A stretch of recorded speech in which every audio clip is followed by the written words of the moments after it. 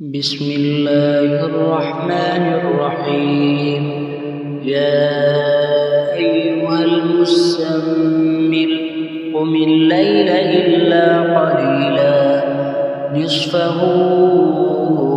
أو انقص منه قليلا أو زد عليه ورتل القرآن ترتيلا إنا سنلقي عليك قولا ثقيلا إن ناشئة الليل هي أشد وطئا وأقوم قيلا إن لك في النهار سبحا طويلا واذكر اسم ربك وتبتل إليه تبتيلا رب المشرق والمغرب لا إله إلا هو فاتخذه وكيلا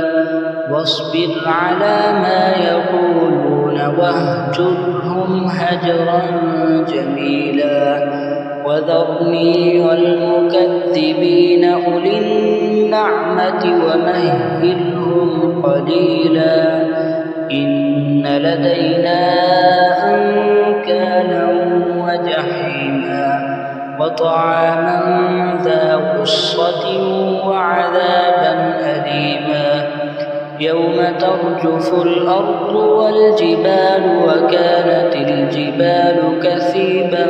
مهيلا إنا أرسلنا إليكم رسولا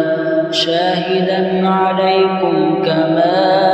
أرسلنا إلى فرعون رسولا فعصى فرعون الرسول فأخذناه أخذا وبيلا فكيف تتقون إن كفرتم يوما يجعل الولدان شيبا السماء منفطر به كان وعده مفعولا إن هذه تذكرة فمن شاء اتخذ إلى ربه سبيلا إن ربك يعلم أنك تقوم أدنى من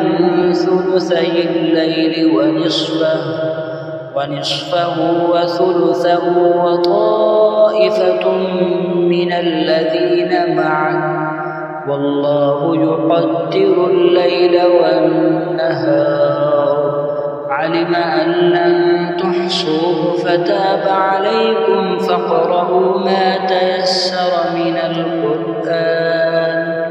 علم أن سيكون منكم مرضى وآخرون يضربون في الأرض يبتغون من فضل الله وآخرون يقاتلون في سبيل الله فاقرؤوا ما تيسر منه وأقيموا الصلاة وآتوا الزكاة وأقرضوا الله قرضا حسنا وما تقدموا لأنفسكم من خير تجدوه عند الله هو خيرا وأعظم أجرا واستغفروا الله إن الله غفور رحيم.